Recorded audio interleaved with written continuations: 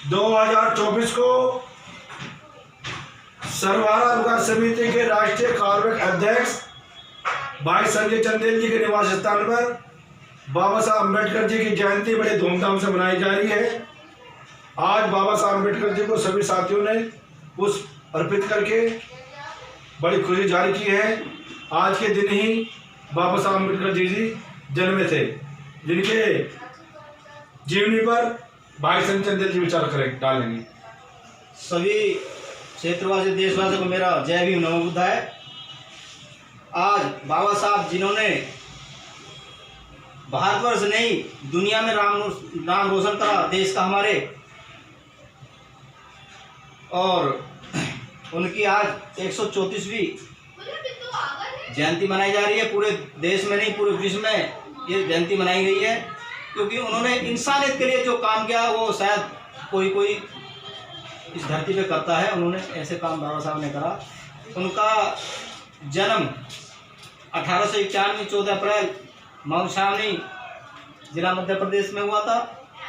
उनका जो गांव का नाम था अम्बेडकर नाम था, उसी के नाम से बाबा साहब का नाम अम्बेडकर पड़ा। उनके माताजी का नाम भीमाबाई सकपाल था। उनके पिताजी का नाम मोलाजी राम सकपाल था, मोलाजी राम सकपाल। और उन्होंने कम से कम 32 डिग्री हासिल करी। भारत का संविधान अपने हाथों से लिखा और बहुत बड़े विद्यार्थी बने। अमेरिका में कोलंबिया विश्वविद्यालय है जिसमें 300 साल का पुराना रिकॉर्ड छाना गया, जिसमें हमारे बाबा साहब, बहुत गर्व की बात है देश के लिए कि वो नंबर 1 पाए 300 साल के विद्यार्थियों में। उन्होंने अमेरिका ने उनको, जिसको कहते हैं कि सिंबल ऑफ नॉलेज, यानी कि ज्ञान का प्रतीक का एक चिन्ह, उन्होंने एक खिताब दिया बाबा साहब को। और 1990 में जब वीपी सिंह की सरकार थी, जबकि होना तो पहले चाहिए था ये पुरस्कार, बाबा साहब को 1990 में भारत रत्न का पुरस्कार मिला। उन्होंने बहुत देश के लिए काम किया। कोई भी ऐसा व्यक्ति नहीं छोड़ा जिन्होंने, जैसे कि हमारे देश में आज भी छुआछूत चली जा रही है, जाति के आधार पर हर काम करते हैं लोग, लेकिन बाबा साहब के हाथ में जो एक व्यवस्था आई, उन्होंने कोई क्षत्रिय, ब्राह्मण, शूद्र या वैसा किसी के लिए ऐसा काम नहीं किया। उन्होंने सबको बराबर कर दिया।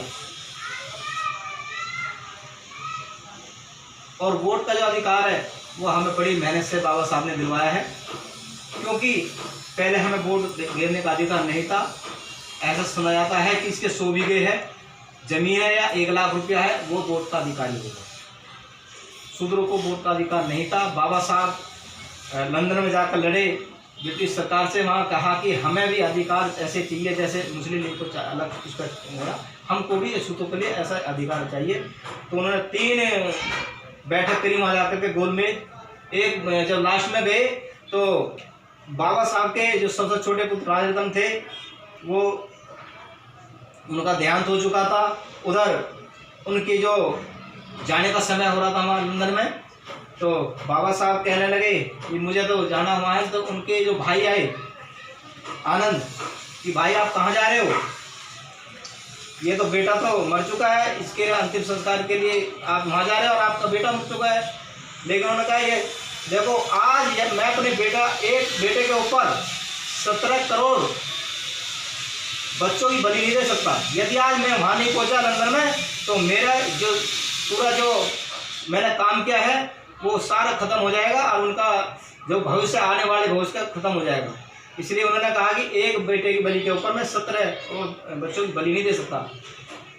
उन्होंने उस बेटों को लाज पे छोड़ करके और बाबा साहब गोल में 1932 में लंदन में पहुँचे। उन्होंने हमारे अधिकार जो हैं, जितने भी वोट का हुआ या पढ़ाई का, लिखाई का, सब हक अधिकार बाबा साहब की देन है, बाकी और कोई देवी देवता की देन नहीं है। तो इसलिए हमारे जो बाबा साहब वही हमारे देवी देवता, वही हमारे भगवान है। इसका बोलो जय जय जय जय जय भीम, जय भीम, जय भीम, जय जय जय जय जय भीम, जय भीम, जय भीम। जब तक सूरज चांद रहेगा बाबा तेरा नाम रहेगा, जब तक सूरज चांद रहेगा बाबा तेरा नाम रहेगा। तो ऐसे ही महान मुहूर्त को हम श्रद्धांजलि अर्पित करते हैं और सभी देशवासियों को बाबा साहब अम्बेडकर जयंती की बहुत बहुत शुभकामनाएं। जय हिंद, जय भीम। जय भीम।